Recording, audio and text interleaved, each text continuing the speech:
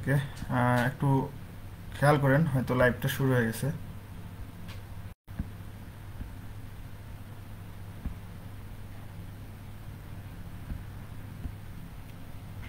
প্রয়োজন একটু কনফার্ম করেন আমাকে।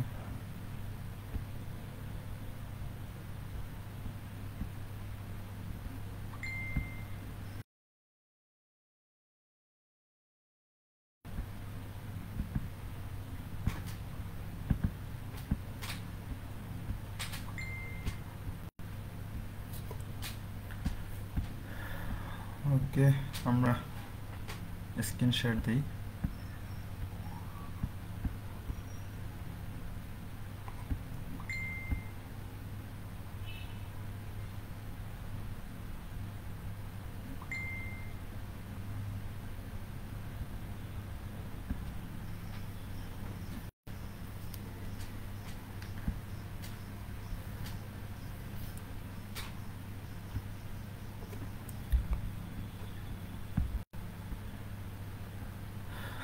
আজকে আপনারা হয়তো খেয়াল করছেন যে একটা প্রতিযোগিতার আয়োজনের কথা বলা হয়েছে।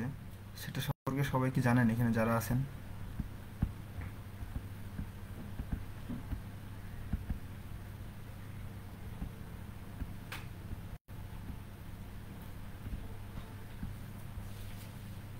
একটু গ্রুপে খেয়াল রাখবেন, তাহলে হচ্ছে বিষয়টা কোনো কিছু মিস করবেন না। বিশেষ করে প্রয়োজনীয় জিনিসগুলো আমরা অ্যানাউন্সমেন্টে দেওয়ার চেষ্টা করি।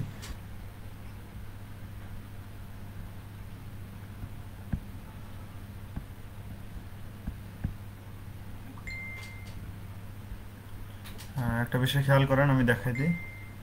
হ্যাঁ, এটা হচ্ছে যে কোনো বিষয়ের উপর আপনি, আমি জাস্ট দেখাই দিই তাহলে বুঝতে পারবেন বিষয়টা। আমাদের যে গ্রুপের অ্যানাউন্সমেন্ট আছে সেখানে আসলে দেখতে পাবেন প্রথম যে পোস্টটা আছে, এখানে বলা হচ্ছে যে শর্ট স্টোরি রাইটিং কম্পোজিশন 2021। এখানে বলা হচ্ছে সম্মানিত মেম্বারদের জন্য সুখবর, গ্রুপে অনুষ্ঠিত হতে যাচ্ছে ইডিনা শর্ট রাইটিং কম্পিটিশন 2021। এটা নিয়ম ছিল যে যে কোনো মেম্বার প্রতিযোগিতায় অংশগ্রহণ করতে পারবে। শর্ট স্টোরিটি অবশ্যই আপনি যে কোনো বিষয়ের উপর একটা ছোট্ট গল্প অর্থাৎ শর্ট স্টোরি লিখতে পারবেন। সেটা হচ্ছে অবশ্যই ইংলিশে লিখতে হবে এবং কমপক্ষে 150 এবং সর্বোচ্চ আপনি 500 শব্দের মধ্যে লিখতে পারবেন। এখন গল্পটা হচ্ছে আপনার সম্পূর্ণ নিজের সৃজনশীলতা দিয়ে গল্প লেখার চেষ্টা করবেন। কপি করার চেষ্টা কম করবেন, কপি না করলে সব থেকে ভালো হয়। দ্বিতীয়ত, এটা হচ্ছে আগামী 5 তারিখ অর্থাৎ 9 মাসের 5 তারিখ পর্যন্ত সময় আছে। এই শর্ট স্টোরিটি আপনি গ্রুপে পোস্ট করবেন এই 5 তারিখের মধ্যে, 5 তারিখ রাত 11টা 59 পর্যন্ত। এখন এটা আসলে বিজয়ী ঘোষণা করা হবে এভাবে, সেটা হচ্ছে লাইক এবং কমেন্ট। আপনি একটা কাজ করতে পারবেন, আপনি যে পোস্ট করলেন সেই পোস্টের লিঙ্ক আপনি গ্রুপের বাইরেও শেয়ার করে ফ্রেন্ডদের মধ্যে বলতে পারবেন যে এখানে লাইক অ্যান্ড কমেন্ট করে দেওয়ার জন্য। এটা প্রায় 50-50 বা 40-60 যে কোনো একটা সিস্টেমে হবে। অর্ধেক যদি এরকম হয় যে 40% থাকলো লাইক কমেন্টের উপর আর 60% থাকবে ম্যানেজমেন্টের উপর। এটা আর কি জাস্ট আমি উদাহরণ দিলাম, বাট কি হবে এটা ম্যানেজমেন্ট কমিটিও এখনও জানে না। আর বিজয়ীরা পাবে, যেহেতু শুরু এই জন্য আমরা মোবাইল রিচার্জ দেওয়ার ব্যবস্থা থেকে শুরু করছি। অবশ্যই ভালো একটা অ্যামাউন্ট দেওয়ার চেষ্টা করব। এর পরবর্তী যে যে প্রতিযোগিতাগুলো আসবে সেটাতে অবশ্যই আরও ভালো কিছু দেওয়ার চেষ্টা থাকবে। এটা হচ্ছে আজকের সব থেকে বড় সুখবর আপনাদের জন্য। তো এটাকে শুধু প্রতিযোগিতা না ভেবে নিজের কি বলে আইডিয়াগুলো কিভাবে এক শর্ট স্টোরি লেখা যায় সবাই চেষ্টা করে এই বিষয়টাতে। আর যেহেতু লাইক কমেন্টের উপর একটা বিজয়ী হওয়ার সম্ভাবনা আছে, তো এই দিক থেকে অবশ্যই আপনি লাইক কমেন্ট যদি আপনার পোস্টে বেশি হয় সেদিক থেকে আপনি অনেকটা বেনিফিট পাবেন। হ্যাঁ, না আপনি, আমার কথা হচ্ছে আপনি লিঙ্ক যাকে শেয়ার করবেন করেন, লাইক অ্যান্ড কমেন্ট আপনার যতগুলো হবে সেটাই, সেটা হয় গ্রুপের মেম্বার হবে বা গ্রুপের বাইরের মেম্বার হবে। সেটা আপনার প্রচারণা বা আপনার উপর নির্ভর করবে আপনি কিভাবে কাউকে কতজনকে কনভিন্স করছেন বা কত জায়গায় আপনার লিঙ্কটা দিচ্ছেন এভাবে। তবে চেষ্টা করবেন যাদের, হ্যাঁ খাতায়, যদি সম্ভব হয় খাতায় লিখে সব থেকে ভালো হয়। কারণ হচ্ছে আপনি যখন সরাসরি একটা লেখা আপনি কষ্ট করে লিখে দিবেন সরাসরি টাইপ করে, সে লেখাটা আপনার কপি হয়ে অনেকে কিন্তু করে ফেলবে। কিন্তু যদি হাতে লিখে দেন সেটা অনেকের আরও নতুন করে হাতে লিখতে কষ্ট হবে। এবং আমরা অবশ্যই যারা এটার কাজ করবে, অর্থাৎ বিজয় নির্বাচনে কাজ করবে, তারা অবশ্যই এই বিষয়গুলো খেয়াল করবে, কারো থেকে কারো কপি হচ্ছে কিনা, আইডিয়াগুলো অন্তত কপি হয়েছে কিনা, এই বিষয়টা অবশ্যই খেয়াল করবে। আশা করি বুঝতে পারছেন। আপনি এই যে যে কোনো বিষয়ে আপনি নিজেই নির্বাচন করবেন, আপনার নিজের সম্পূর্ণ, এই যে বলা হচ্ছে যে সম্পূর্ণ নিজের সৃজনশীলতা দিয়ে গল্প লিখতে হবে। কারণ আমরা যদি একটা টপিক লিখে দিতাম, সেটা হতো কি একজন আরেকজনের অনেক সময় কপি হয়ে যেত, একই লেখা বারবার আসতো। আমরা চাচ্ছি এক একজনের লেখা এক এক রকম হবে। সৃজনশীলতা, নিজের সৃজনশীলতা আপনার নিজেকে প্রকাশ করতে হবে। আর এটাকে শুধু প্রতিযোগিতা না ভেবে নিজের একটা আইডিয়া প্রকাশ করার মাধ্যম ভাবতে পারেন। আমি জানি না, অনেকে এসএমএস দিতে থাকে, আমি রিপ্লাই করতে পারবো না হয়তো এখন, কারণ আমি এখন ক্লাস শুরু করব, আমি বেশি সময় দিতে পারবো না। আর বিশেষ করে যেটা বলতে চাচ্ছি যে যারা লাইভে, ফেসবুক লাইভে দেখতেছেন, অবশ্যই লাইক, কমেন্ট অ্যান্ড শেয়ার করে দেওয়ার ব্যবস্থা করবেন। এবং যারা আপনার ফ্রেন্ড সার্কেল থেকে আসে, অবশ্যই মেনশন করে দিবেন যাতে কেউ ক্লাসগুলো মিস না করে। অনেকে আসলে 9টার ক্লাস 7:30 দেওয়া হয়েছে এই বিষয়টা জানে না, এই জন্য যদি মেনশন করে দেন অনেকের হয়তো সুবিধা হবে, হয়তো অনলাইনে আছে বাট জানে না বিষয়টা। তো আমরা আজকে পড়বো আসলে হোলি থার্সডে, এটা হচ্ছে সংস অফ এক্সপেরিয়েন্স থেকে, উইলিয়াম ব্লেকের। এখানে একটা কথা হচ্ছে যে অনেকেই হয়তো আপনারা হোলি থার্সডে সংস অফ ইনোসেন্সের যে কবিতাটা ছিল সেটা হয়তো পড়েননি বা সেই ক্লাসটা করেননি। তো যদি ক্লাসটা করে না থাকেন, আমি বলবো যে সেই ক্লাসটা আপনারা আগে ইউটিউবে আমার ভিডিওটা দেওয়া আছে রেকর্ড করা, সেই ভিডিওটা দেখবেন, দেখার পরে এই ক্লাসটা আবার রিপিট দেখবেন, এতে করে আপনাদের সুবিধা হবে কবিতাগুলো বুঝতে। আশা করি আমি বুঝাইতে পারছি। আর আমি খুব শর্ট করে তারপরেও বলে দিচ্ছি, সংস অফ ইনোসেন্স এই কবিতাটা না, সংস অফ ইনোসেন্সের যে হোলি থার্সডে আছে সেটার সামারি বলেন বা অ্যানালাইসিস বলেন, যেটাই হোক সেটা আমি বাংলায় বলে দিচ্ছি যাতে বুঝতে সুবিধা হয়। সে কবিতাটা ছিল আসলে 3টা স্ট্যান্জায় রচিত ছিল, প্রত্যেকটাতে 2টা যুগল, অর্থাৎ 2টা করে লাইন নিয়ে একটা যুগল ছিল, এরকম 2টা যুগল মানে 4টা করে লাইন, এবং অবশ্যই ছন্দ, রাইম স্কিম, সুন্দর একটা রাইম স্কিম ছিল। এই বাক্যগুলো আসলে এ এ বি বি এই রাইম স্কিম অনুসারে ছিল। সেটা হচ্ছে সংস অফ ইনোসেন্সের যে হোলি থার্সডে কবিতাটা আছে সেটার কথা বলতেছিলাম। এই কবিতাটায় আসলে গানের সুর এনে দিচ্ছিল, এত সুন্দর কবিতার অর্থগুলো বা লাইনগুলা, যা হচ্ছে আমাদের শিশুদের মানসিক অবস্থা বিকাশ করে। তারপর হচ্ছে অর্থাৎ শিশুদের যে মানসিক অবস্থাটা কেমন এটা আমাদের সামনে তুলে আনার চেষ্টা করেছিল। কবি এখানে দেখাতে সক্ষম হন যে শিশুরা কি পরিমাণে বাধ্যতামূলক কর্মে বন্দী হয়ে থাকে, যা আসলে শিশুর মানসিক বিকাশের জন্য মারাত্মক ক্ষতিকর হয়। এমন শিশুদের যে নিরীহ মন, এখানে ব্যবহার করা হচ্ছে ধর্মযাজক, যাদের বলছিলাম গত ক্লাসটাতে যারা ছিলেন ধর্মযাজকের কথা বলছিলাম, এমন যাজকদের ইচ্ছে অনুযায়ী, হচ্ছে রাজা, চার্চের প্রধান, আর হচ্ছে অর্থশালী বিত্তবান মানুষদের, এদেরকেই যাজক বলা হচ্ছে, এদের ইচ্ছে অনুযায়ী, যা আমাদের কাছে আসলে অমানবিক রূপে দেখা দিচ্ছিল। এখানে উইলিয়াম ব্লেক ভয় পেয়ে তখন দেবদূত অর্থাৎ ফেরেশতার দুয়ার থেকে তাড়িয়ে দেওয়ার কথা বলছিল, যে তারা এতই, সেখানকার মানুষ এতই ভয় পেত, তারা ফেরেশতাকে তাদের দরজা থেকে তাড়িয়ে দিচ্ছিল, অর্থাৎ ফেরেশতা তাদের সাহায্য করতে আসতেছিল, কিন্তু সাধারণ মানুষ ফেরেশতাকেও তাড়িয়ে দিচ্ছিল, এত ভয়ে ছিল। তো এটা আসলে বাইবেলের একটা চিত্রকল্প, অর্থাৎ বাইবেলের একটা ব্যাকগ্রাউন্ড ছবি হিসেবে ব্যবহার করছিলেন কবিতার মধ্যে, যেখানে আসলে সদম নামে একটা শহর আছে। এই শহরে ঈশ্বর দেখেন যে সেখানে ভ্রমণ করার সময় যে এক দেবদূত অর্থাৎ এক ফেরেশতাকে দরজা থেকে তাড়িয়ে দেওয়া হচ্ছে, যা নিষ্ঠুর চিত্র হিসেবে এই পৃথিবীর মানুষের বা সাধারণ মানুষকে অনেক কষ্ট দিয়েছিল। এই যে চিত্রটা, অর্থাৎ এই যে ছবিটা আমরা দেখতে পাচ্ছি ব্যাকগ্রাউন্ডের, আমাদের শিশুদের অবস্থা সম্পর্কে পরিষ্কার ভাবনায় নিয়ে গেছিল। অর্থাৎ এই কবিতাটা, এটা হচ্ছে আপনার ভিতরের যে গল্পটা সেটা, কিন্তু কবিতাটার মধ্যে যদি আপনি দেখেন সেখানে ছিল যে এক এক 3টা স্কুলের, মানে কিছু স্কুলের প্রায় কয়েক হাজার, কয়েক লক্ষ স্টুডেন্টকে, তারা শিক্ষার্থীকে তাদের বাবা মা সহ একটা অনুষ্ঠানে নিয়ে আসছিল। সেটা হচ্ছিল সেন্ট পল যে ক্যাথেড্রাল আছে, এনার বার্ষিক সভাই ছিল। এখানে প্রায় 6,000 গরিব শিশুদের নিয়ে আসা হয়েছিল, যে সমাবেশের মধ্যে মানে সাধারণ মানুষের উপস্থিতি বেশি এমন কিছু দেখানোর জন্য। এটাই ছিল মূল থিম কবিতাটা। তো আমরা সেই অনুসারে আজকের যে হোলি থার্সডে এই কবিতাটা যদি দেখি, এটা হচ্ছে is this a holy thing to see, অর্থাৎ এখানে বলতেছে যে এই কি সুখকর দেখতে, in a rich and fruitful land, অর্থাৎ প্রাচুর্যের এই পূর্ণ দেশে। আপনারা যদি বলেন যে আমরা কবিতাটা জাস্ট একবার ইংলিশে শুনিনি, তাহলে মনে হয় আপনার সবাই স্পেলিংগুলোরও ঠিক হবে।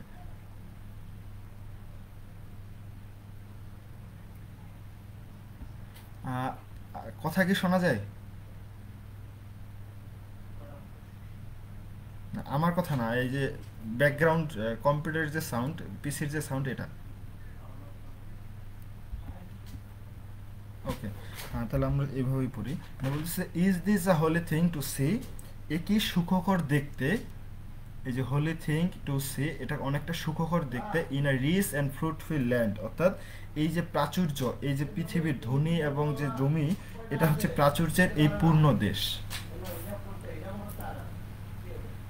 বেবস রিডিউস টু মাইজেরি, অর্থাৎ বলতেছে যে যে শিশুরা, যে বেবিরা, যে শিশুরা আছে, এরা কতটা শীর্ণ অবস্থায় আছে, তাদের অস্থিগুলা, তাদের যে হাড়, এসব কিছুর কথা বলা হচ্ছিল। Fed with cold with usurous hand, এখানে বলা হচ্ছে যে ইউজারাস মানে হচ্ছে সুদখোর, বা হচ্ছে, হ্যাঁ, সুদখোর বলা যায়। তো এই সুদখোর মহাজনরা দাতার বেশে এসব কাজ করে বেড়াচ্ছে।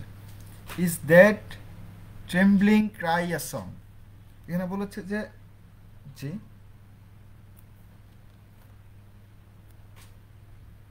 ওকে,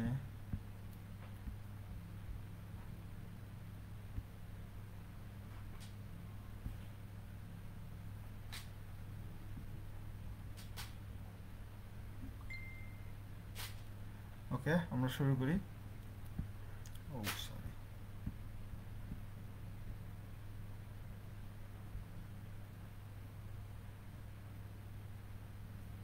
ওকে। যারা নতুন আসলেন, আমি বলবো যে ফেসবুকে লাইভটা চলতেছে, সেখানে একটু লাইক কমেন্ট করে দিবেন, এবং আপনার যে পরিচিত বন্ধু বান্ধবীরা আছে এদেরকে অবশ্যই মেনশন করে দিবেন, যাতে এই ক্লাসগুলো মিস না করে। হয়তো অনেকটা হলেও উপকার হইতেও পারে, যদি না হয় তিনি তখন ডিনাই করতে পারে, সমস্যা নেই। বাট আপনার আমার মনে হয় আপনাদের উচিত মেনশন করে তাদেরকে জানিয়ে দেওয়া। ওকে, আমি একটু কমেন্টগুলো দেখানোর চেষ্টা করব সাথে, কবিতাটা শেষ করে। হ্যাঁ, সেটা হচ্ছে যে is that trembling cry a song, এখানে বলতেছে যে শীতের সময় যে কাপা কাপা একটা স্বর থাকে, এই স্বরটা এক ধরনের সঙ্গীতের মতো শোনা যাচ্ছিল। কখন? ক্যান ইট, এটা যারা পূর্বের কবিতাটা মাথায় আছে, যখন তারা ওই যে সমাবেশে বসে তারা মন্ত্র উচ্চারণ বলেন, বা তাদের যে ধর্মীয় মতে যে কথাগুলো বলা হয়, সে কথাগুলোর যে উচ্চারণ করতেছিল, is that trembling cry a song, তারা যে কাপা কাপা, অর্থাৎ কান্না কান্না অবস্থায় উচ্চারণ করতেছিল, তাদের যে ভয়, এজন্য বলা হচ্ছে যে এই শীতের সময় যে মানুষজন কাঁপে ঠান্ডায়, বিশেষ করে ছোট বাচ্চারা, কেমন একটা সাউন্ড হয়, এটা আসলে এক ধরনের সঙ্গীতের মতো মনে হচ্ছিল। Can it be a song with of joy, অর্থাৎ এটা অনেকটা আনন্দময় আমাদের মধ্যে।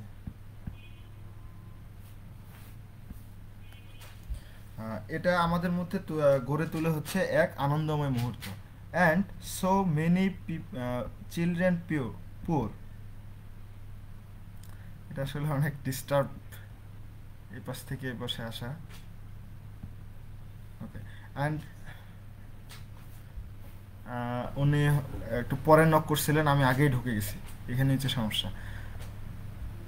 And so many children poor,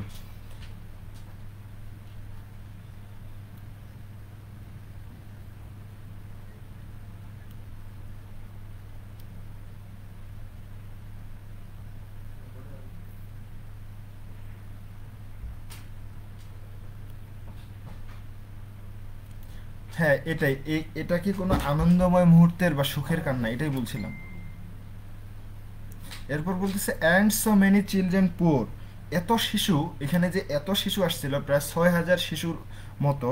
তো বলতেছে এত শিশু এমন অবহেলায় এরা এখানে বসে আছে কেন, পূর্বের কবিতাটার সাথে মিলানোর চেষ্টা করবেন যে এত শিশু এমন অবহেলায় এখানে বসে আছে কেন।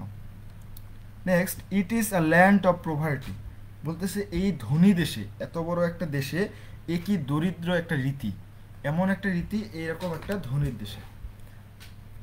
আমরা যদি থার্ড স্ট্যান্ডায় দেখি, and there sun does never shine, অর্থাৎ বলতেছে যে জীবনে যে তাদের যে সূর্য, অর্থাৎ তাদের যে আলোকিত জীবন, এটা আসলে নষ্ট হয়ে যায়, বা তাদের কখনোই এটা হয় না, কারণ তাদের জীবন সবসময় চির অন্ধকারে থাকে। ছোট বাচ্চাদের কথা বলা হচ্ছিল যে তাদের জীবনে যে তাদের সূর্য তা ছিল চির অন্ধকার। And their fields are black and bare. বলতেছে যে যেমন তারা যখন খেলতে যায় এই খেলার মুহূর্তটা তারা পায় না, অর্থাৎ তাদের যে খেলার মাঠ থাকে সেটাও অন্ধকারে পরিপূর্ণ, অর্থাৎ তাদের খেলার কোনো সুযোগ থাকে না। যেদিন যেখানে নিয়ে যাওয়া হয় তাদের সেদিন সেখানেই যেতে হয়। তারা ছিল এমন, তখনকার দিনের অবস্থাটা এমনই ছিল যে তাদের কোনো স্বাধীনতা ছিল না। তাদের পিতামাতা সহ চার্চের প্রধান বা রাজা বা বিত্তবান মানুষেরা এরা যা বলতো তাই তাদের মেনে চলতে হতো। এজন্য বলতেছি যে খেলার মাঠও তাদের জন্য হচ্ছে আনন্দহীন। And their ways are filled with thorns. বলতেছে যে আসলে থ্রোনস মানে কাঁটা বা এমন কিছু বোঝাচ্ছে। তো জীবনের পথে চলতে চলতে এমন এই যে কণ্ঠক বা কাঁটার যে ভার, ইটস আ ইটার্নাল উইন্টার দেয়ার। এটা আসলে শীতের দিন পর্যন্ত শেষ হয় না।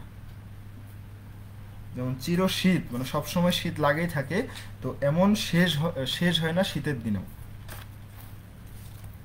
তো লাস্ট স্ট্রেঞ্জার যেটা আমরা দেখবো সেটা হচ্ছে যে for where we are the sun does shine. মানে বলতেছে যে যেখানে সূর্য এমন সুন্দর আলো দেয় বা এমন রশ্মি দেয় সূর্য থেকে, and where were the rain does fall, যেখানে বৃষ্টি ঝরে উর্বর মাটির পরে, যেখানে বৃষ্টি ঝরে পড়তেছে উর্বর মাটির উপরে, তো বেবি ক্যান নেভার হাঙ্গার দেয়ার, তাহলে শিশুরা কেন এখনো এই দরিদ্র বা ক্ষুধার্ত থাকে। নর প্রভার্টি দ্য মাইন্ড আপিল, অর্থাৎ দারিদ্রই বা স্বতন্ত্র বা সশস্ত্রভাবে কি করবে বা কোথায় আপিল করবে এই কথা বলা হচ্ছে। তাদের যে দুঃখ কষ্ট এটার জন্য তারা কোথায় যাবে সে সুযোগটাও তাদের কাছে ছিল না। যদি আমরা পুরো সারসংক্ষেপটা বলার চেষ্টা করি তাহলে সেটা হচ্ছে যে দরিদ্র শিশুদের ব্যথায় ব্যথিত হয়ে, যে দরিদ্র শিশুগুলো সেখানে ছিল তাদের ব্যথায় কষ্ট পেয়ে কবি আসলে গভীরভাবে এক সমমর্মতা আসলে প্রকাশ করছে কবিতার মাধ্যমে, এবং আমাদেরকে তার এই একটা অবস্থা প্রকাশ করেছেন। অর্থাৎ ধনী দেশ ইংল্যান্ডে আসলে অর্থের অভাব তখনও ছিল না, তো বিপরীতে নষ্ট করা হচ্ছিল শিশুদের এই দুরবস্থা নিয়ে ইংল্যান্ডকে আসলে একটা বিদ্রুপ বা ব্যঙ্গ করা হচ্ছিল এখানে।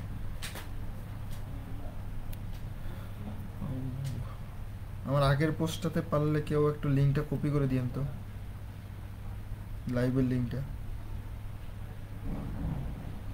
নূর ভাই, এই যে যেটা অনেক বড় লিঙ্ক চাচ্ছে বাট তাই তাদের মেনে চলতে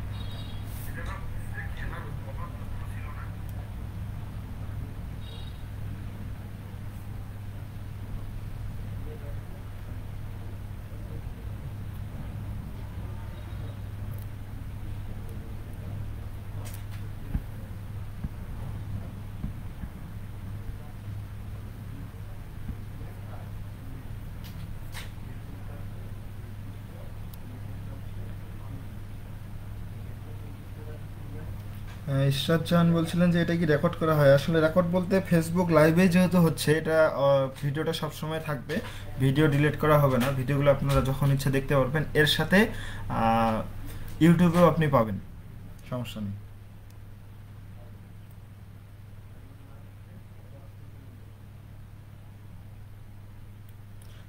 রশিদুল ভাই বলছিলেন যে লাইভ আটকে যাচ্ছে। রশিদুল ভাই মানে আমাদের সাথে আছে, লাইভ কি আসলে আটকে আটকে যাচ্ছিল?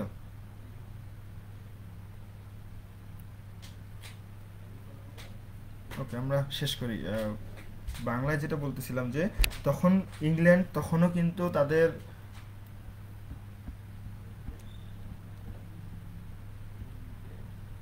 এটা আসলে নেক্সট ডে থেকে একটা সময় ঠিক করে দেওয়া লাগবে, যে এই সময়ের মধ্যে যারা আসবে ঢুকতে পারবে, না হলে ফেসবুক লাইভ থেকে দেখে নেবে, এটা অনেক বেশি ভালো হবে। এভাবে এক পাশ থেকে আরেক পাশ যাওয়াটা কষ্টকর। তো বিষয়টা হচ্ছে যে ইংল্যান্ড তখনকার দিনে ইংল্যান্ড কিন্তু ধনী দেশের তালিকায় ছিল। তো এই ইংল্যান্ডের যে ধন ছিল এই ধনের বিপরীতে নির্ধন অর্থাৎ নষ্ট করা হচ্ছিল শিশুদের অবস্থা, তাদের এই দুরবস্থা তৈরি করা হচ্ছিল, ইংল্যান্ডকে নিয়ে ব্যঙ্গ করা হচ্ছিল অর্থাৎ বিদ্রুপ করা হচ্ছিল। এটা করেন কে? এটা করেন আমাদের উইলিয়াম ব্লেক, এবং এই কবিতার কবি। এই কবিতার মধ্যে আমাদের এই কথাগুলোই বলা হচ্ছিল যে তখনকার দিনে যে শিশুদের এই দুরবস্থা তৈরি করা হচ্ছিল, এটার জন্য দায়ী হচ্ছে ইংল্যান্ডের ধন। অর্থাৎ ধন বলতে বোঝা হচ্ছে তখনকার যে বিত্তশালী মানুষরা ছিল, এর সাথে হচ্ছে আপনার চার্চের প্রধান রাজা এরা যারা ছিল, এদেরকে দোষারোপ করা হচ্ছে। তবে এইভাবে কবিতাটা বলার কারণ হচ্ছে তখন সরাসরি এদের বিরুদ্ধে কিছু বলতে পারে না, এজন্য কোনো কিছুর বিনিময়ে কোনো কিছু সিম্বলিজম ওয়ার্ড ব্যবহার করে এই কথাগুলো বোঝানো হয়। তো আবেগ ও এই বিদ্রূপের মিশ্রণে কবিতাটি আসলে নির্ধারিত হয়, যেটা হচ্ছে স্থান, এটার যে গভীরতা, এটার স্থান, এটা স্পষ্ট হয়ে যায়।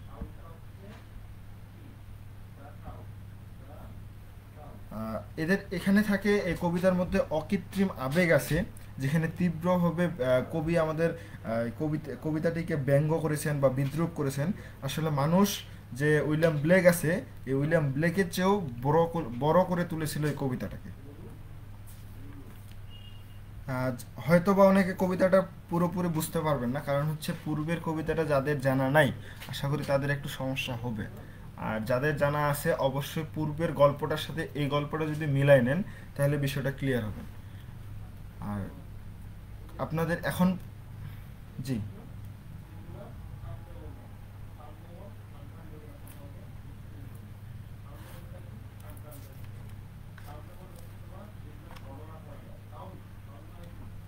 বাকি যে আছেন একটু মিউট করে নিন। ও আচ্ছা, ঠিক আছে, বলুন।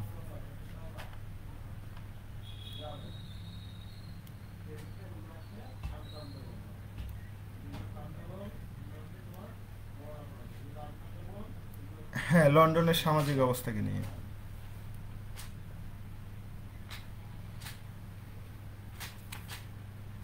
জি, না, ফ্রান্স, আমি বলি ফ্রান্স রেভলিউশন আর এই কবিতার সাথে তো অনেক পার্থক্য, কারণ ফ্রান্স রেভলিউশন হতে অনেক পরেকার বিষয়, বা এমন হতে পারে যে অনেক আগের বিষয়। এটা হচ্ছে অনেক আগের, আমার সালগুলো সঠিক মনে নাই। উইলিয়াম ব্লেকের যে কবিতা লেখার বা ওনার যে লাইফ অ্যান্ড ওয়ার্ক ছিল, সেখানে দেখলে হয়তো বুঝতে পারবেন। কারণ হচ্ছে যখন লন্ডনের অবস্থা খুবই খারাপ, এত খারাপ পর্যায়ে গেছিল যে সাধারণ মানুষ সেখানে টিকতে পারতেছিল না, এত কষ্ট তাদের, খাবার থাকেও তারা খাবার পাচ্ছিল না।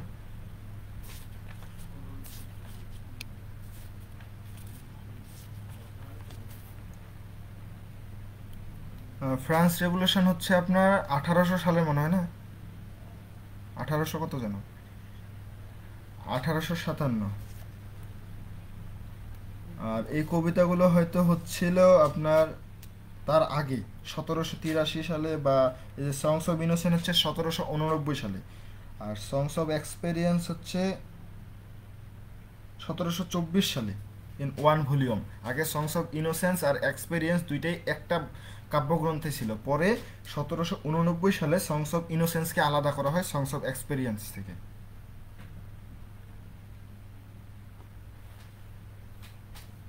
মানে এত কিছু ঘটনা যখন ঘটে যাচ্ছিল, এইখান থেকে বিদ্রুপ বিতর্ক সব কিছু তৈরি হতে হতে একটা সময় তারা সবাই রুখে দাঁড়ায় এই অবস্থা বা এত কিছুর বিরুদ্ধে।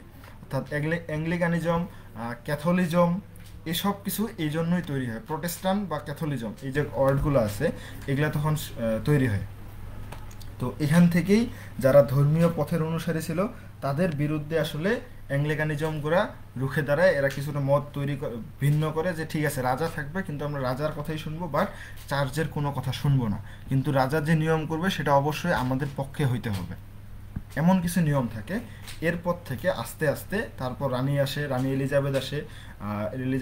রানী এলিজাবেথ থেকেই পরে মনে করেন যে অনেকটা, রানী এলিজাবেথ বলে আপনারা যে যার ধর্ম যেভাবে ইচ্ছা পালন করেন, কোনো সমস্যা নেই, তারপরও শান্তি সুষ্ঠুভাবে বাস করেন। ক্লিয়ার বিষয়টা?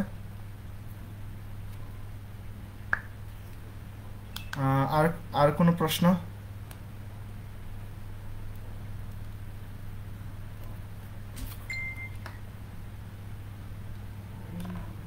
আপিল মানে ভীত বা স্বতন্ত্র বা সশস্ত্র, মানে ভীত হওয়া, ভয় পাওয়া। সশস্ত্র না কি যেন একটা ওয়ার্ড বলে এরকম, তো ভীতটা যদি বুঝেন তাহলে ওই ওয়ার্ডটা আমার মানে মাথায় আসতেছে না, এরকম কি একটা ওয়ার্ড ছিল। সন্ত্রস্ত না সশস্ত্র এরকম একটা ছিল আর কি। তবে ভীত এটা থেকে বুঝেন যে নর প্রভার্টি দ্য মাইন্ড অ্যাপল, অর্থাৎ বলা হচ্ছে যে দারিদ্ররা কি করবে এমন ভয় পাচ্ছিল যে তারা এই ভীত হয়ে কিছু করতেই পারতেছিল না।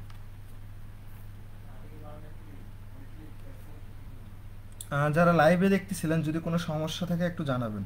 জি জি। আজকে এটা লাস্ট ছিল উইলিয়াম ব্লেকের। আমরা শুধুমাত্র এক কোর্সের একটা বই শেষ হলো, তার মানে আরো 5টা আছে।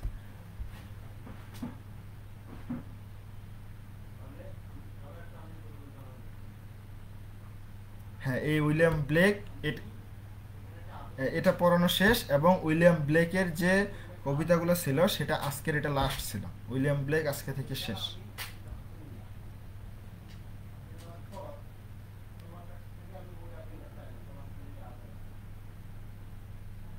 জি বুঝি নেই।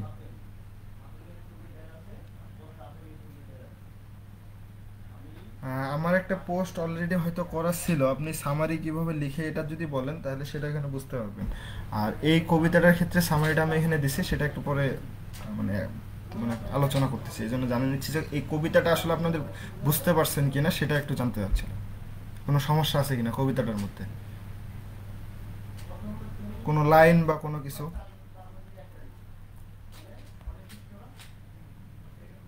জি, একটু তাড়াতাড়ি করেন।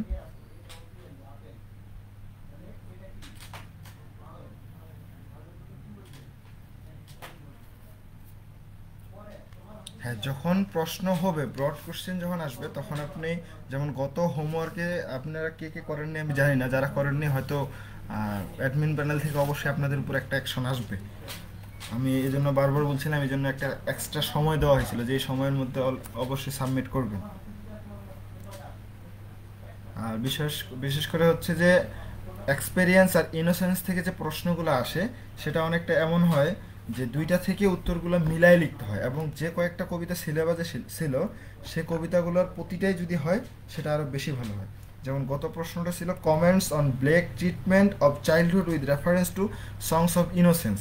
যখন সংস অফ ইনোসেন্স উল্লেখ করা থাকবে তাহলে সংস অফ ইনোসেন্সের যতগুলো কবিতা ছিল সবগুলো থেকে যদি আপনি এক এক করে, যেমন দ্য ইন্ট্রোডাকশন, তারপর ছিল দ্য ল্যাম্প, এরপরে ছিল হয়তো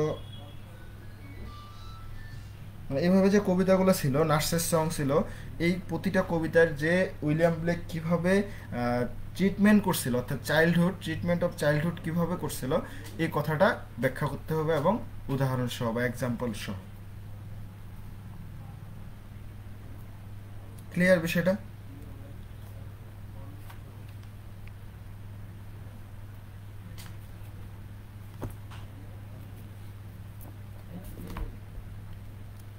মানে Songs of Innocence and Songs of Experience দুইটা যখন একসাথে থাকবে,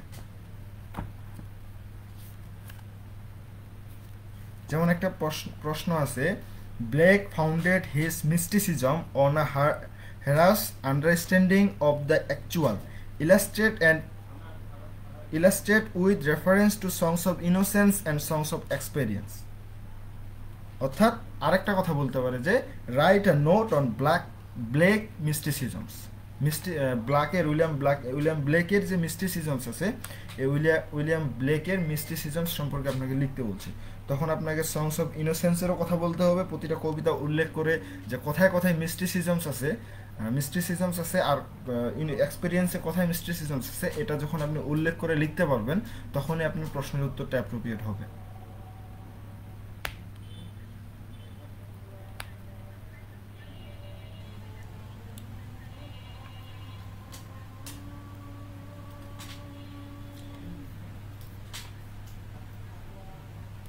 না না, বিষয়টা এমন না। বিষয়টা হচ্ছে আপনাকে যখন মিস্টিসিজম নিয়ে কথা বলা হচ্ছে, আপনি জাস্ট লিখবেন যে এই কবিতাটার এই লাইনটার মধ্যে এরকম একটা মিস্টিসিজমের ব্যবহার করা হচ্ছে। এইভাবে আপনার যতগুলো কবিতা আছে Songs of Innocence, Songs of এক্সপিরিয়েন্সের মধ্যে সম্পূর্ণগুলো লেখার চেষ্টা করবেন। যেমন হোলি থার্সডে, আজকে যে কবিতাটা আমরা পড়তেছিলাম, এখানে যদি দেখেন যে the poet dreams radiantly in Holy Thursday of Songs of Experience for where, এই যে আপনার যে শেষ স্ট্যান্ডাটা, এটা পুরাটাই হচ্ছে মিস্টিসিজমের মধ্যে পড়ছে। তো এই লাইনটা উল্লেখ করে দিয়ে জাস্ট একটু ব্যাখ্যা করতে হবে যে কেন হইলো। এই জন্য আপনি কোটেশন যখন পড়বেন, প্রতিটা কবিতা থেকে যদি অন্তত 2 লাইন 4 লাইন করে পড়েন, সেগুলাই লিখে যদি আপনি ব্যাখ্যা করতে পারেন, আপনার উত্তর এত ভালো হবে যে অন্যদের থেকে অনেক বেশি মার্কে আপনাকে আগায় নিয়ে যাবে।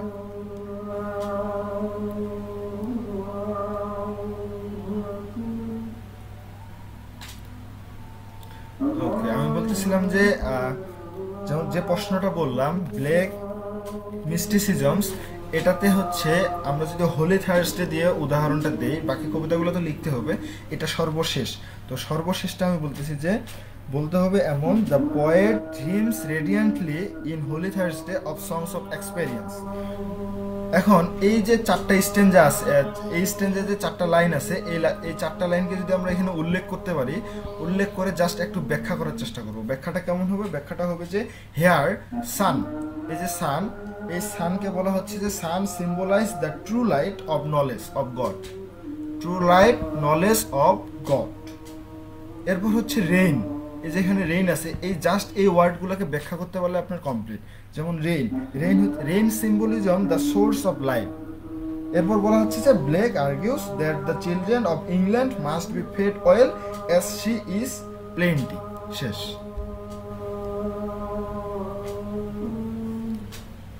যদি আপনারা স্টাডি গাইডগুলো কিনেন, স্টাডি গাইড এই জন্য প্রয়োজন হয় মাঝে মাঝে, সেটা হচ্ছে যে আপনি উত্তরগুলো সেখান থেকে দেখবেন কিভাবে লিখছে, লিখে কিছু ওয়ার্ড সেখান থেকে কিছু সেন্টেন্স নিতে পারেন, তবে চেষ্টা করবেন প্রয়োজনে যে নিজের মতো করে কিছু লিখতে।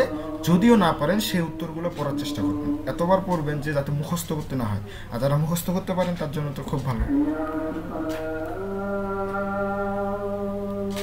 তবে যদি স্টাডি গাইড কিনেন, আমি বলবো যে সিয়াম প্রকাশনীর রোমান্টিক পোয়েট্রি যেটা আছে, এটা অবশ্যই সিয়াম প্রকাশনীর বইটা কেনার চেষ্টা করবেন। এই বইটাতে আমি এটা নিজেও পড়ছিলাম সেকেন্ড ইয়ারে, তো এটা খুব ভালো লাগছিল আমার নিজেরও, মানে খুব সুন্দর করে উত্তরগুলো গোছানো ছিল। আমি নিজে পড়ছি বলতে আমি উত্তরগুলো পড়তাম। সিয়াম প্রকাশনী, আর সিয়াম প্রকাশনীর সব, হ্যাঁ স্টাডি গাইড, সিয়াম প্রকাশনীর সবগুলো বই আসলে স্টাডি গাইড হিসেবে পাওয়া যায় না। আর ফ্রেন্ডস বুক সেন্টারের যে স্টাডি গাইডগুলো আছে সেটাতে একটু ভাষাগুলো একটু জটিল, আমার কাছে যেটা মনে হয় যে একটু জটিল মনে হয়। আর এদিক থেকে সিয়াম প্রকাশনী, যেমন আমি যে কথাটা বললাম, যে লাইনগুলোর ব্যাখ্যা করলাম, সেটা ছিল এমন: here sun symbolise the true light of knowledge of god.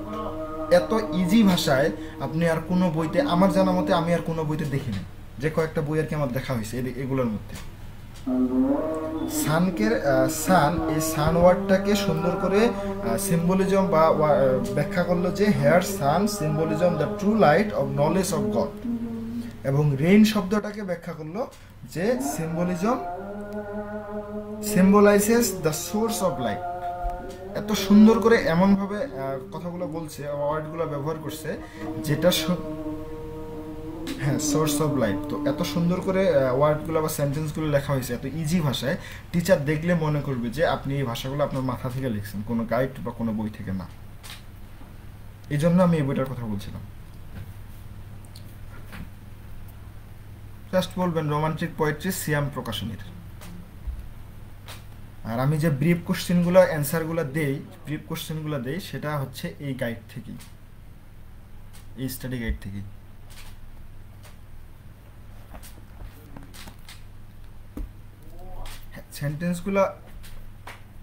সেন্টেন্সগুলো আসলে খুব ইজি, মানে আমার কাছে লাগে যে প্রচুর ইজি লাগে। যারা আসলে, জি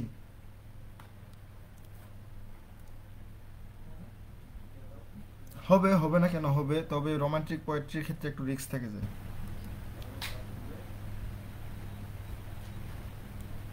আশা করি পড়তে হবে। জি জি এবি।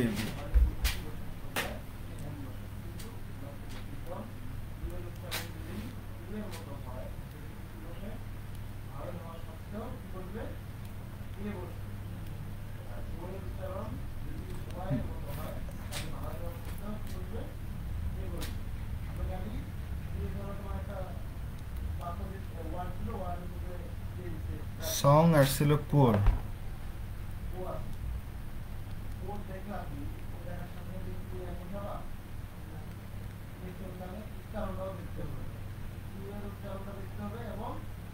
সি ল্যান্ড হ্যান্ড প্রথমটা মিলছে, বাট সেকেন্ড স্টেঞ্জে হচ্ছে সংপুর।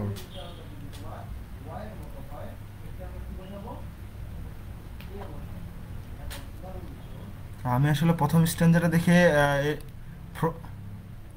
হ্যাঁ মানে আমি প্রথম স্ট্যান্ডার্ডে দেখে এটা করছিলাম, বাট নিচেরগুলো দেখি নাই। তবে এটা তাহলে একটু দেখতে হবে যে বইয়ে বা অন্য অনলাইন সোর্সে কি আছে। জি বলেন।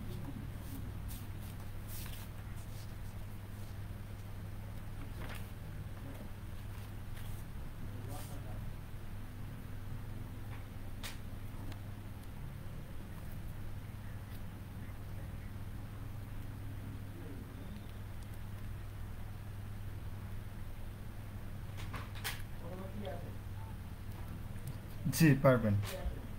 এখন কথা হচ্ছে কি, আমি বলি, না আমি বলি বিষয়টা হচ্ছে এটা এরকম করা হয় যে আপনি যখন করবেন এ বি যখন একটা সিকোয়েন্স থাকতেছে একটার পর একটা, তখন সেটাকে ধরে নেওয়া হয় এ বি পুরো কবিতাটার একটা রাইম স্কিম। তো এজন্য পুরাটাই তখন আপনি প্রথমে লিখবেন যে সি এ, ল্যান্ড হচ্ছে বি, মেজরি হচ্ছে এ, আর হ্যান্ড হচ্ছে বি। এভাবে যখন প্রতিটা ডিসক্রাইব করলেন, করার পরে আপনি সবার শেষে বলবেন যে যেহেতু সবগুলাই একটা সিকোয়েন্সে আছে A B C D E F, তাহলে আমরা এখান থেকে বলতে পারি যে পুরা কবিতাটা রাইম স্কিম হচ্ছে এ বি। যদি আপনি কখনো ভুলেও না লিখেন সেটা কোনো সমস্যা হবে না, তবে যদি লিখেন সেটা হচ্ছে খুব ইফেক্টিভ হবে।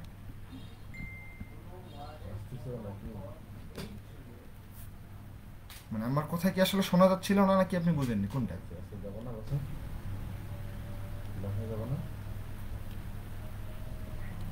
আমি বলতেছিলাম যে কোনো কবিতার যদি রাইম স্কিমটা এমন থাকে এ বি একটা সিকোয়েন্স আছে, কিন্তু দেখেন A B C D E F, তো এটাকে আপনি এভাবে না বলে যদি বলেন যে এ বি, তাহলে হচ্ছে লেখা যায় যে পুরা কবিতাটার রাইম স্কিমটা লেখার পরে বলতে পারেন যে এই রাইম স্কিমটা হচ্ছে ডিসক্রাইব করতেছে প্রতিটা ওয়ার্ডকে এভাবে, কিন্তু পুরা কবিতাটা থেকে আমরা যে সিকোয়েন্সটা পাচ্ছি এই সিকোয়েন্স অনুসারে এ বি রাইম স্কিম লিখতে পারি। এখন যদি আপনি এই যে শেষের কথাটা যে সিকোয়েন্স অনুসারে আপনি এ বি লিখতে পারেন, এই কথাটা যদি না লিখেন তারপরও সমস্যা নেই, কারণ হচ্ছে যে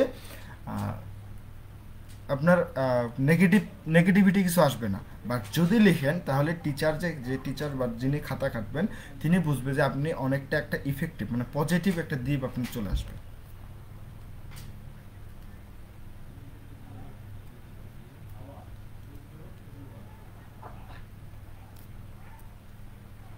হ্যাঁ, এখন কথা হচ্ছে আপনি রাইম স্কিমটা লিখবেন কোথায় সেটার উপর ডিপেন্ড করবে।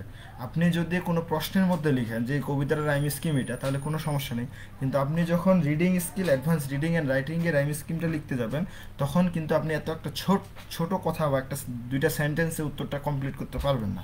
উত্তরটা কমপ্লিট করতে হলে আপনার পুরো ডিসক্রাইব করতে হবে, করে এটা শেষে লিখতে হবে। ক্লিয়ার?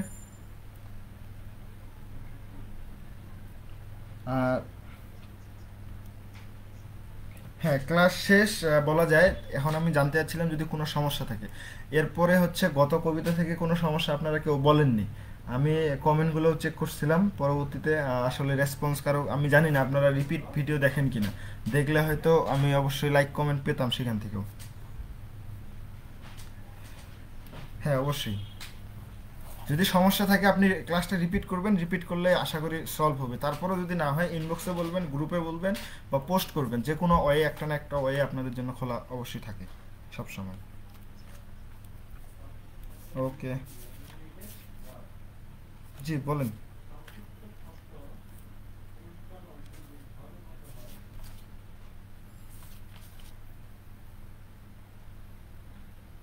সেটা আমি বলতাম একটু পরে। আমি সেটা বলার আগে আমি বলে নিই যে কবিতাটা কি আপনাদের আর কোনো সমস্যা আছে? না সামারিতে যাচ্ছি আমি।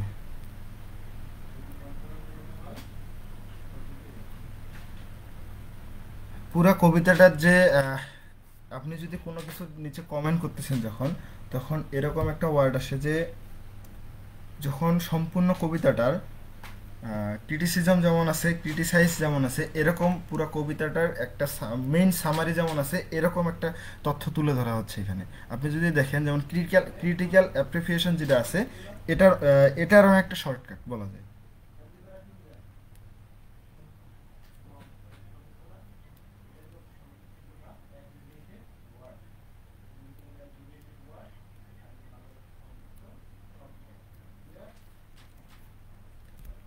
না, আপনার সমস্যা নেই। আপনি ক্রিটিক্যাল ক্রিটিক্যাল অ্যাপ্রিসিয়েশন যেটা বলছি, এটা আপনারা লিখেন কিভাবে, এই জন্য আমি আপনার লেখাগুলো, আপনাদের যে লেখাগুলো ছিল সেগুলোর মধ্যে ত্রুটি ছিল, এই জন্য সেটা নিয়ে আমি একটা কিন্তু পোস্ট করলাম। আমি জানি না সেটা পড়ছেন কিনা। আর সব থেকে যেটা কষ্ট হয়, যে পোস্টগুলো করা হয় আপনারা পোস্টগুলো না পড়েই কথা বলেন। আমি সাধারণ ছোট একটা মেসেজ দিলেও সেটা আপনারা পড়েন না। আমি বলি যে এই মেসেজটা তার রিপ্লাই করেন না, তারপর আপনারা করেন কি যে ডান সাবমিট করছে এসে। আমি সেদিনের লিঙ্কের কথাটা বলতেছি। আসলে এই জিনিসগুলো ঠিক না। আমি একটা জিনিস যখন বললাম, আপনি আর কারো কথা পড়েন বা না পড়েন, আমি যেহেতু দিচ্ছি, যেহেতু আপনাদেরকে আমি মেন্টর হিসেবে আছি, অন্তত আমার কথাগুলো আপনাদের পড়া উচিত। বা বিশেষ করে গ্রুপে যে পোস্টগুলো আমরা অ্যাডমিন প্যানেল থেকে দেই, তো বিশেষ করে সুভাষিস দেয়া, আমি বা যে যারা মডারেটর হিসেবে পোস্টগুলো করতেছে, এরা কিন্তু ইম্পর্টেন্ট পোস্ট ছাড়া বাকি পোস্ট করে না। আর বাকি যারা পোস্ট করেই না, তারা শুধু অন্য ম্যানেজমেন্ট দায়িত্বে থাকে। তো একটা বিষয় খেয়াল করবেন, পোস্ট যেগুলো আসে অবশ্যই গুরুত্বপূর্ণ পোস্ট হিসেবেই কিন্তু আপনাদের সামনে আসে, যত বড়ই হোক না কেন। যেমন আজকে আমি একটা ফোর্থ ইয়ার অর্থাৎ ফাইনাল ইয়ারের একটা গল্প লিখে দিয়েছিলাম, সামারিটা, এ টেল of two cities.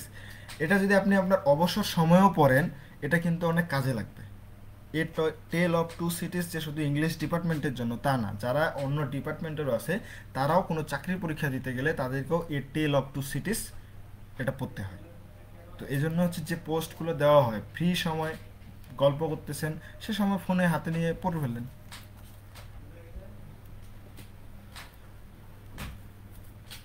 R clear করি, কমেন্টারি হচ্ছে বিষয়টা, আমি আর সুন্দর করে বলি, এটা হচ্ছে একটা মন্তব্য করা বা কমেন্ট থেকে কমেন্টারি আসছে। আমি জানি না কেবল কে আসলো। তো নোট করে রাখা বা পুরো কবিতাটা সম্পর্কে। আর ক্রিটিক্যাল অ্যাপ্রিসিয়েশন যেটা বললাম, সেটা হচ্ছে যে মূলত যে জিনিসগুলো হয়, সামারি, থিম, রাইম স্কিম, যে জিনিসগুলো ফ্রম তারপর হচ্ছে টোন, মুড, ইমেজারি, এই ওয়ার্ডগুলা বা সিম্বলিজম, এই কয়েকটাকে যদি আপনি একসাথে শর্ট করে লিখতে পারেন, তাহলে আপনার ক্রিটিক্যাল অ্যাপ্রিসিয়েশনটা হয়ে যাবে। ক্লিয়ার?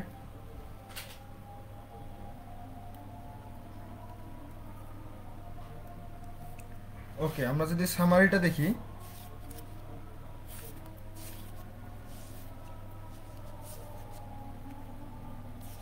আজকে আমি অবশ্যই সামারিটা মাঝখানে একটা কাজ করছিলাম, সময়ের অভাবে ভাবতেছিলাম যে অনেকে বাংলা চাচ্ছিলেন, তাহলে গুগল ট্রান্সলেটে দিই। আসলে দেওয়ার পরে আমার আসলে অজ্ঞান হওয়ার মতো অবস্থা, এমন এমন বাংলা আসছিল, আমি সাথে সাথে কেটে দিয়ে বের হয়ে গেছিলাম। তো এখানে যে বিষয়টা বলা হচ্ছে যে the poem begins with a series of questions.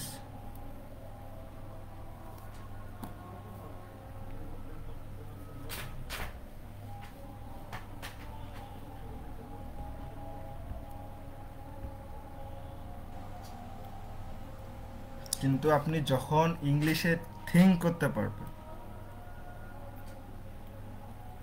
আচ্ছা আমি বলি, আপনি যখন পর্যন্ত ভালোভাবে ইংলিশে থিঙ্ক করতে পারবেন না, ইংলিশে চিন্তা করতে পারবেন না, তখন পর্যন্ত আপনি কিন্তু অনেকটা পিছিয়ে থাকবেন অন্যদের তুলনায়, যারা ইংলিশে চিন্তা করতে পারে। আপনি করেন কি, বাংলায় চিন্তা করেন, সেটা ইংলিশে ট্রান্সলেশন করেন, তারপর বলেন বা তারপর লিখেন। এটা না করে ইংলিশে চিন্তা করার চেষ্টা করবেন, ইংলিশ টু ইংলিশ পড়ার চেষ্টা করবেন, এতে করে এই সমস্যাটা কাটে যাবে।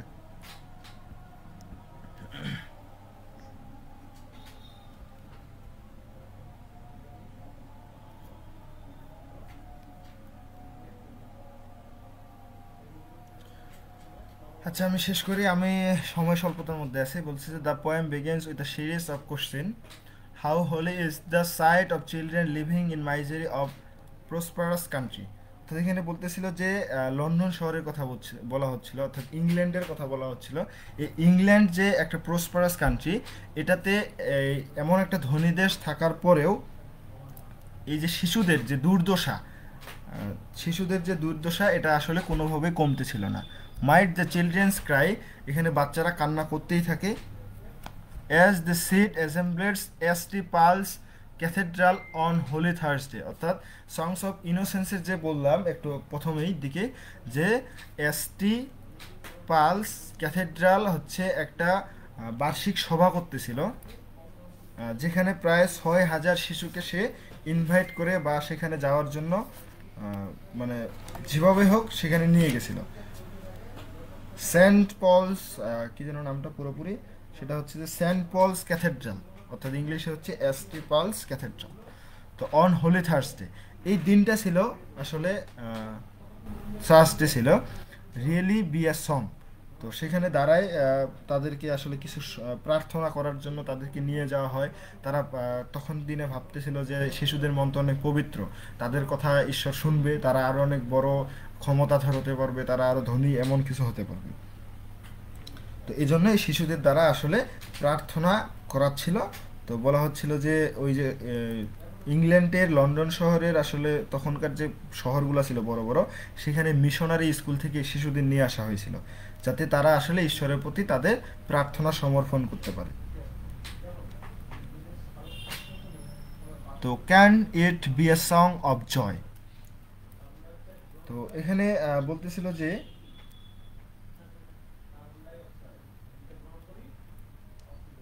আচ্ছা, can it be a song of joy, যে তখন যে লাইনটার কথা বলছিলাম, দ্বিতীয় স্ট্যান্জার দ্বিতীয় লাইনটা, যে তারা মানে একা একা থাকার পরেও এই শিশুরা কিভাবে আসলে আনন্দময় বা সুখীকর জীবন কাটায়, যা জীবন ধারণ করে থাকে। The speaker's own answer is that the destitute existence of so many children's improve are share the country no matter how prosperous it may be in other ways. For these children, the sun does not shine, the fields do not bear, all paths are thorny, and it is always winter.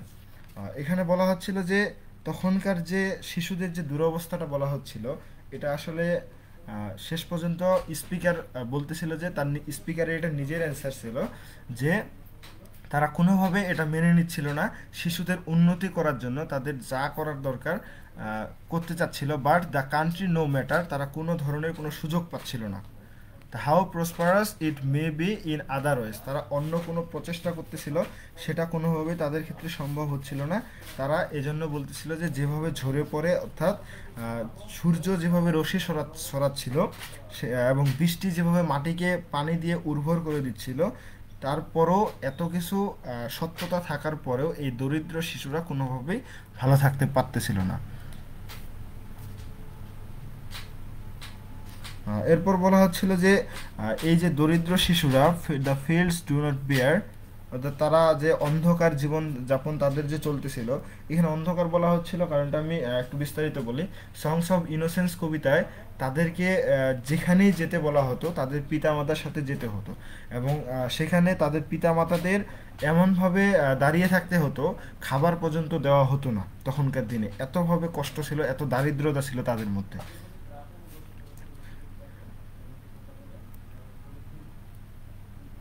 জি, কোনটা?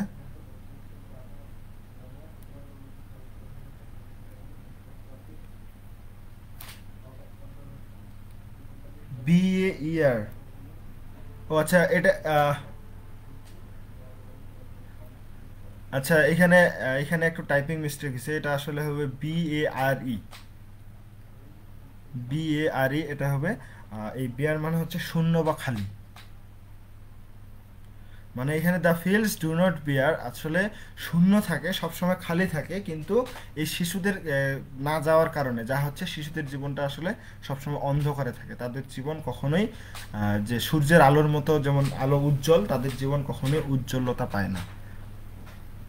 তাদের সবসময় আসলে ছুঁড়ে ফেলে দেওয়া হয়, অর্থাৎ যে কাটা কণ্ঠক যেটা বলা হয় থ্রোনি, অর্থাৎ ছুঁড়ে দেওয়া হয়, অ্যান্ড ইট অলওয়েজ উইন্টার। এটা আসলে আপনাকে সাধারণ আপনি যদি ভাবেন যে শীতের সময় স্নান করতে আপনি প্রচণ্ড ঠান্ডা, সাপোজ 0 ডিগ্রির নিচে তাপমাত্রা নামে গেছে, আপনাকে যদি তখন স্নান করতে বলা হয়, স্নান করার পর ছোট বাচ্চাদের যদি খেয়াল করেন কীভাবে ওদের কাঁপুনি, একটা কাঁপুনি তৈরি হয়, এই কাঁপুনিটার যে কথাটা বলা হচ্ছিল এটার সাথে এখানে অনেকটা এই শিশুদের অবস্থাটা সবসময় এমন থাকে, তারা সবসময় এমন ভয়ে থাকে যে তারা সবসময় এইভাবে কাঁপতে থাকে, কখন কি আসবে তাদের সামনে, এই ভয়ে। আশা করি সামারিটা থেকে ক্লিয়ার হওয়ার কথা, যেটুকু সমস্যা ছিল বা অনেকে হয়তো ভয় পাচ্ছিলেন যে বললে ভাইয়া না কি বলবে। আর আপনারা যে যত বেশি প্রশ্ন করতে পারবেন এতে আপনাদের নিজেদের লাভ, কারণটা হচ্ছে নিজে ক্লিয়ার হবেন, সাথে অন্যরাও ক্লিয়ার হবে, এজন্য হচ্ছে প্রশ্ন থাকা ভালো। আর কোনো সমস্যা না থাকলে আমরা আজকে এখানেই শেষ করি। আর আমি এখানে ইমেজারি অ্যান্ড সিম্বলিজমটা দেওয়ার চেষ্টা করছি, তবে আমার মনে হয় সামারিটা লিখবেন হোমওয়ার্ক হিসেবে, summary, imagery and symbolism. Portion এখানে আমি জাস্ট 3টা স্ট্যান্ডা না কয়েকটা লাইন দেওয়ার কথা ছিল। প্রথম স্ট্যান্ডাটা ছিল ইজ দ্য হোলি, এটা হচ্ছে প্রথম স্ট্যান্ডাটা পুরোটাই আছে। তারপর দ্বিতীয় স্ট্যান্ডাটা আছে, আর হচ্ছে আপনার লাস্ট স্ট্যান্ডা, থার্ড স্ট্যান্ডাটা আছে। হ্যাঁ, পিডিএফটা আমি দিয়ে দিব। পিডিএফটা আপনারা কি এখানে সবাই জানেন কিভাবে পিডিএফ ডাউনলোড করতে হয়? আসলে অনেকেই বলতেছিলেন আমি জানি না। আজকেও আমি ক্লাসে আমি লিঙ্ক দিছিলাম বলতে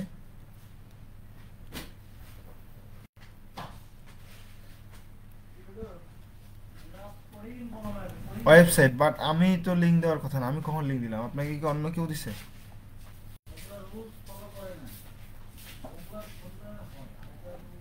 আমি জানি না এই কাজগুলো কে করে। আমি এতবার মানা করি যে আসলে লিঙ্কগুলো শেয়ার করিয়েন না, কারণ লিঙ্ক শেয়ার করলে আপনাদের আমাদের থেকে আপনাদেরই বেশি ক্ষতি হবে। আপনাদের হবে না, বাট আপনাদের পরে যারা আসবে, আমরা কিন্তু কাজগুলো করে যাচ্ছি সবার জন্য, শুধু আপনাদের জন্য এটা না। আমরা কাজগুলো করে যাচ্ছি, কাজগুলো থাকে যাবে, এই কাজগুলো থেকে অনেকে উপকৃত হবে। তো এভাবে যদি লিঙ্ক শেয়ার করে, আসলে এগুলো নষ্ট হয়ে যাবে। নষ্ট হয়ে গেলে কোনো কিছু একবার নষ্ট হলে সেটা আবার নতুন করে গড়ে তোলা অনেক কষ্টের, সেটা রুচিতেও বাঁধবে আর ইচ্ছাও থাকবে না। তো আপনারা অবশ্যই সিম্বলিজম, ইমেজারি অ্যান্ড সিম্বলিজম যেটা আছে এটা অবশ্যই ভালো মতো পড়বেন, কারণ এখানে ফ্লাওয়ার দ্বারা কি বলছে, চিলড্রেন দ্বারা কি বোঝাচ্ছে, ল্যাম দ্বারা কি বোঝাচ্ছে, এঞ্জেল দ্বারা কি বোঝাচ্ছে, জানি না।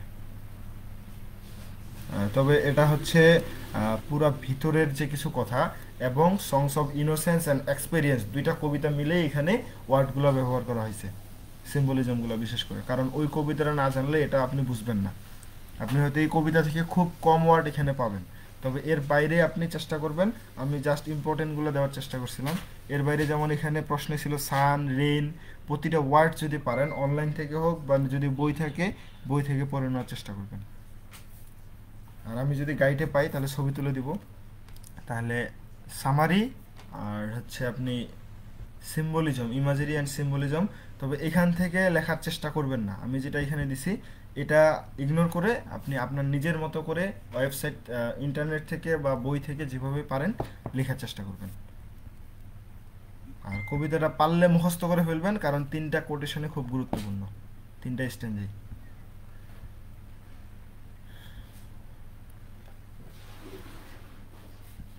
ইমেজারি বা সিম্বলিজম বিষয়টা হচ্ছে আপনার একটা ওয়ার্ড, যেমন এখানে একটু আগে দেখলেন যে রেইন ছিল, এটা হচ্ছে সোর্স অফ লাইফ।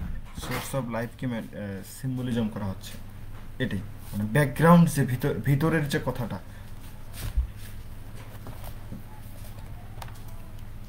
জি, মানে বলা হচ্ছে একটা, বোঝাচ্ছে অন্যটা। যদি আর কোনো প্রশ্ন না থাকে আমি শেষ করে দিব, প্রায় 8:30 বাজে যাচ্ছে। ওকে, আমি একটু জাস্ট দেখে নিই আপনাদের কোনো প্রশ্ন আছে নাকি। যদি প্রশ্ন থাকে অবশ্যই জানাবেন।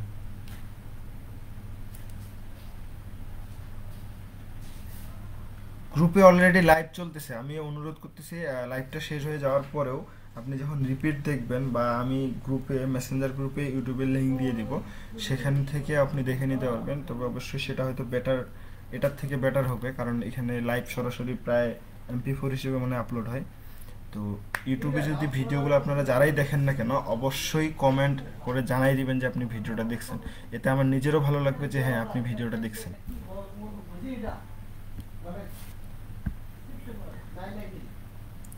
জি জি জি জি, আপনি যদি ইয়া করেন তাহলে খুব ভালো হবে।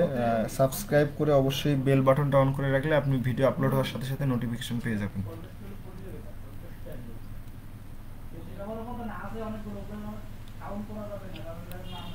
ওকে, আজকে তাহলে আমরা এখানে শেষ করি। আর নেক্সট দিন, আজকে আমরা এটা শেষ করলাম, এখন কথা হচ্ছে আমরা পরবর্তী দিনে কি পড়বেন আপনারা। পোয়েট্রি চালু থাকবে নাকি অন্য কোনো সাবজেক্ট পড়তে যাচ্ছেন? যেহেতু ড্রামাটা সাইদ ভাই প্রায় শেষ করে দেওয়ার পথে, 3টা ড্রামা হয়তো শেষ করে ফেলছেন উনি। আর যারা সেকেন্ড ইয়ারের আছেন, আমি আমি আর একটু শেষ করি, যারা সেকেন্ড ইয়ারের পরীক্ষার্থী বা পরীক্ষা দিবেন তাদের ক্ষেত্রে আমি কিছু প্রশ্ন অ্যাড করে দিব। সেটা হচ্ছে এই উইলিয়াম ব্লেক অর্থাৎ এই বই থেকে আরও দুই একটা প্রশ্ন দিব, সেটা অবশ্যই পড়বেন, সাথে এই সামারি এবং সিম্বলিজম এগুলো শেষ করবেন। এগুলো আপনাদের অনেক হেল্প করবে। আপনি ভাবতে পারেন যে আমি সামনে পরীক্ষা, আমি এখন সামারি পড়ে কি করব। সাপোজ আপনার সামারিটা জানা আছে, আপনি কোনো প্রশ্নের উত্তর আপনার কমন পড়লো না, আপনি যদি সামারিটায় লেখার চেষ্টা করেন খুব সুন্দর করে গুছায়, এর সাথে কিছু ওয়ার্ড কিছু সেন্টেন্স যোগ করে লিখেন, আপনার সেরে আসার থেকে বা ভুলভাল লেখার থেকেও অনেক ভালো হবে এই উত্তরটা। তো এই জন্য প্রতিটা কবিতার সামারিগুলো জানে যদি রাখেন অবশ্যই ভালো হবে। আর যখন সামারি পড়া থাকবে প্রশ্ন যেভাবেই হোক না কেন আপনি অবশ্যই ভালো লিখতে পারবেন। আহ, আহ, জি বলেন।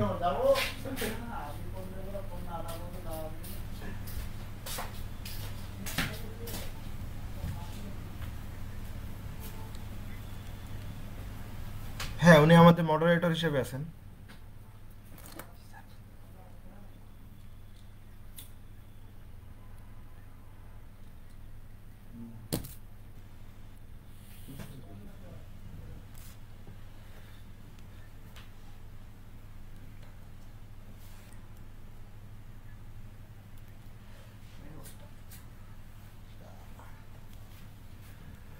না, আপনারা কিন্তু একটা কাজ করতে পারেন, সাইদ ভাইকে মেনশন দিয়ে গ্রুপে কোনো সমস্যা থাকলে বলে দিতে পারেন। বা আরেকটা কাজ করতে পারেন, যার যা সমস্যা সেটা খাতায় লিখে ছবি তুলে সাইদ ভাইয়ের দিয়ে দিতে পারেন সাইদ ভাইকে, বা সাইদ ভাইকে মেনশন করে মেসেঞ্জার গ্রুপে দিয়ে দিলেন যে ভাই এটা নিয়ে জাস্ট একটা এই সমস্যাগুলো নিয়ে একটা সলভ ক্লাস বা সলভ ভিডিও বা আমাদের মিটে বুঝাই দেন। এখন কথা হচ্ছে আপনি যখন সমস্যা দিবেন না, ওনাকে আগে থেকে যদি সমস্যাগুলো দেন এক্ষেত্রে ওনার নিজেরও সুবিধা হবে আপনাদের ক্লিয়ারলি বুঝাইতে।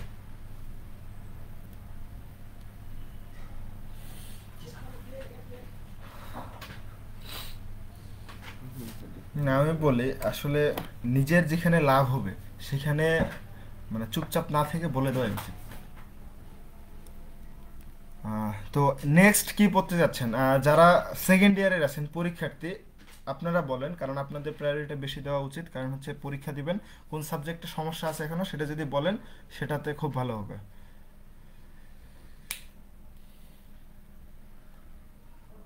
ড্রামাতে?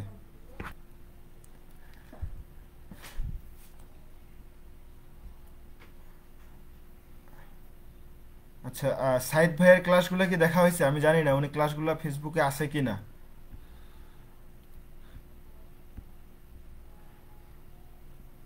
ও, উনি যদি ক্লাসগুলো ডিলিট করে ফেলেন তাহলে হচ্ছে ক্লাস তাহলে আবার সমস্যা নেই। আমি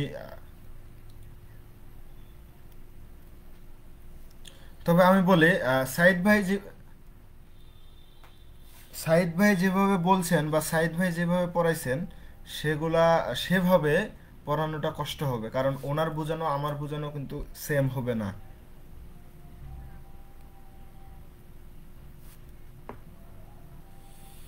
আপনি একটু ফেসবুকে সার্চ দিয়ে দেখেন, হয়তো পাওয়ার কথা।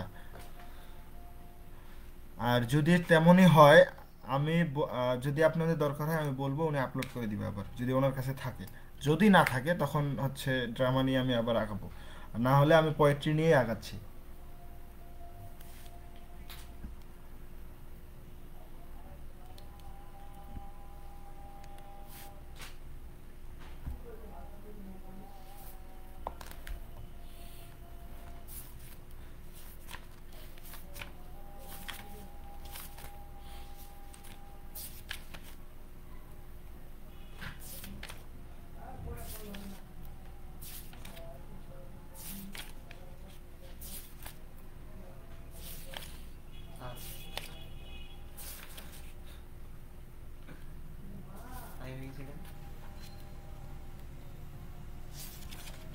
তবে এর অন্য যে কবিতাগুলো আছে, আমি বলি অন্য যে কবিতাগুলো আছে সেগুলো কিন্তু অনেক বড় বড়। এখানে কবিতা পড়া আসলে খুব কষ্ট হয়ে যাবে।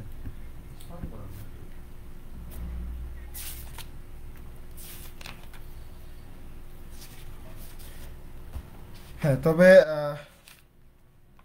পরের যে কবিতাগুলো আছে যেমন it is a beauteous evening calm and free, এই কবিতাটা পড়া যায়। লন্ডন 1802, এই কবিতাটা পড়া যায়। তো আপনারা চাইলে লন্ডন 1802 এটা পড়তে পারি, বা হচ্ছে it is a beauteous evening calm and free. এগুলো হচ্ছে হ্যাঁ, এটা অনেকটা ইম্পর্টেন্ট সব সময়ের জন্য। তাহলে আমরা নেক্সট লন্ডন 1802।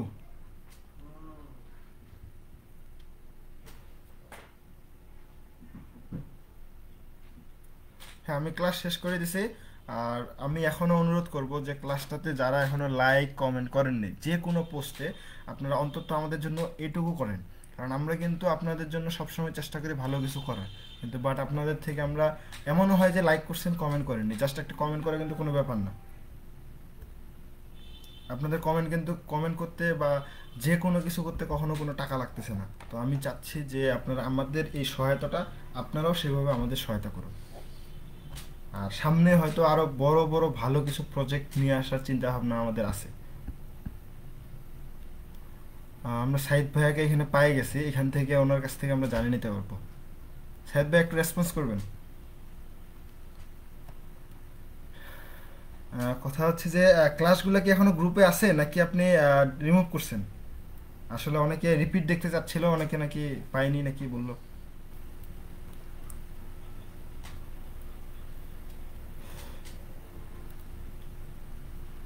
তো হয় সৌদা গাজী আপু, আপনি এসইউ লাইকিটটা ওখানে হয়তো আছে, আপনি ওখান থেকে করে নেন।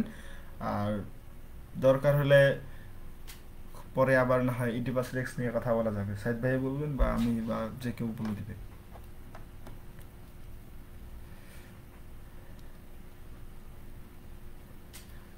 আর আপনাদের রেসপন্স, হ্যাঁ এটাই সমস্যা। আমি বলি সাইদ ভাইয়ের ক্লাসগুলোতে আপনারা রেসপন্স, আমি জানি না লাইক কমেন্টে হয়তো করেন, বাট ওনার যেটা উনি যেটা বলছেন সেটা হচ্ছে আপনারা হোমওয়ার্কগুলো ঠিক মতো করেন না।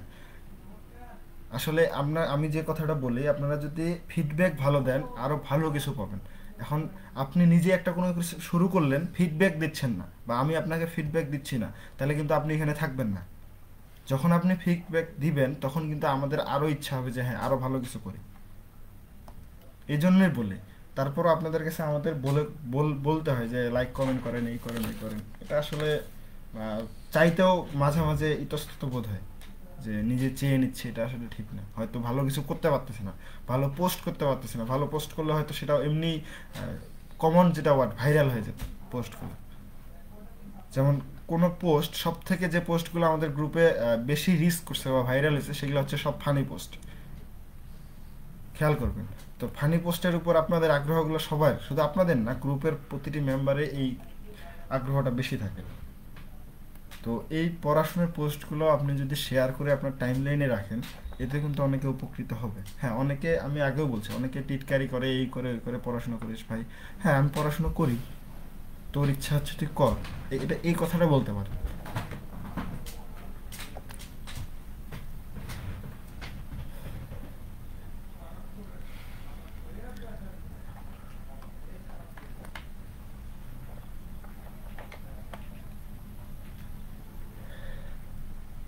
আর সাইদ ভাইয়ের ড্রামার ক্লাসগুলো আমি নিজেও দেখছি, নিজেও পড়ছি। তো অনেক তথ্য ছিল, অনেক ভালো ছিল। যারা নোট করছে অনেক উপকার হবে। এটা শুধু এই সেকেন্ড ইয়ারে না, পরবর্তী সার্ভিস জীবনে অনেক কাজে লাগবে। সার্ভিসে যাওয়ার জন্য বা চাকরিতে যাওয়ার জন্য অনেক হেল্প হবে।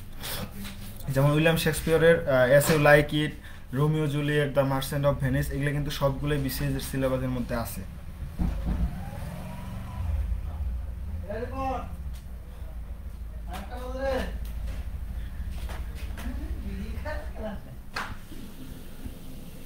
তো আহ, আ- বিশেষ করে সাইদ ভাইকে বলবো আপনি একটু ক্লাসগুলো কন্টিনিউ করেন। 3টা ড্রামা হয়তো হয়েছে, বাকি 2টা ড্রামা ওনাদের শেষ করে দেন, যেহেতু সেকেন্ড ইয়ারের সামনে পরীক্ষা আছে। ওনারা, আমি জানি না রেসপন্স করবে কিনা, যদিও না করে আমরা আমাদের কাজটা করে দিই, যদি না করে এরপর হয়তো আমরা আস্তে আস্তে চুপচাপ হয়ে যাব।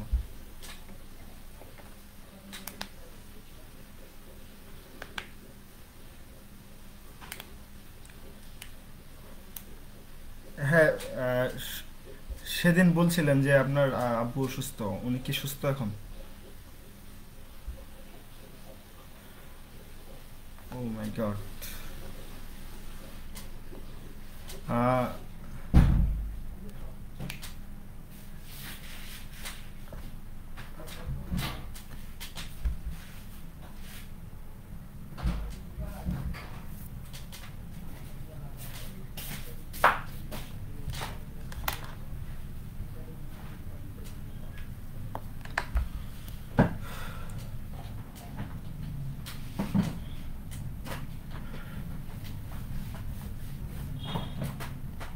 তবে সবাই দোয়া করবেন সাইদ ভাইয়ের আব্বু যেন খুব তাড়াতাড়ি সুস্থ হয়ে ওঠে।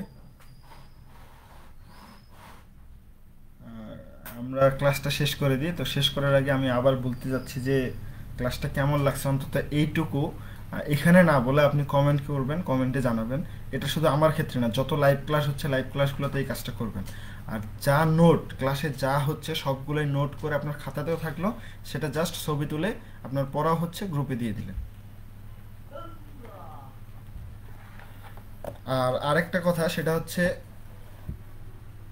জাস্ট আমি আরেকটা কথা বলি, সেটা হচ্ছে যে যে হোমওয়ার্কগুলো আপনারা করতেছেন, আপনি অন্যদেরটা খেয়াল করুন, অন্যরা কিভাবে লিখছে কি করছে। ওনার কোনো ভুল থাকলে সেটা লিখে দেন ফ্রি মাইন্ডে। এমনভাবে বলবেন না যেমন যাতে খারাপ লাগে, বা যে যে যে কমেন্টটা দেখতেছে, যার পোস্টে করতেছে যিনি, উনিও খারাপভাবে নেবেন না। খুব সচরাচর করলে যদি মনে হয় যে হ্যাঁ এটা ভুল বলছে, আপনার যদি মনে হয় যে সঠিক, এই কাজগুলো যদি করেন, আলোচনা হবে কমেন্টেও, কমেন্টের মধ্যে যখন আলোচনাগুলো হবে তখন কিন্তু এমনিতেই সব কিছু ভালো হবে। আর সব থেকে ভালো হয় কমেন্টগুলো করার চেষ্টা করবেন ইংলিশে। আপনি যদি দিনে 20টা কমেন্টও করেন ইংলিশে, আপনার ইংলিশ স্কিলটা কিন্তু রাইটিং বলেন আর স্পিকিংয়ের ক্ষেত্রে বলেন অনেকটা আপডেট হবে।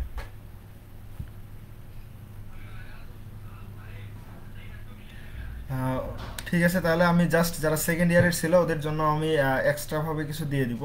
তবে সেটা পারলে প্রশ্নগুলো আপনারাও নোট করে রাখলেন। এতে করে আসলে আপনাদের নিজেদেরও সুবিধা হবে, নোট করে এখন থেকে থাকলে পরে কাউকে বলতে হবে না যে এই প্রশ্নটা আমার কাছে নাই, আপনার কাছে গিয়ে পাবো নাকি, কাজে লাগবে। তো আমরা শেষ করে দিই আজকে, ভালো থাকবেন সবাই। নেক্সট কবিতা হচ্ছে 1802, লন্ডন 1802, এটা নিয়ে আলোচনা করব নেক্সট হচ্ছে মঙ্গলবার। আর লাইভে যারা দেখছিলেন তাদের ক্ষেত্রে বলবো যে যদি আমাদের সাথে এইভাবে মিটে জয়েন হতে চান তাহলে অবশ্যই আপনাকে মেসেঞ্জার গ্রুপে জয়েন হতে হবে।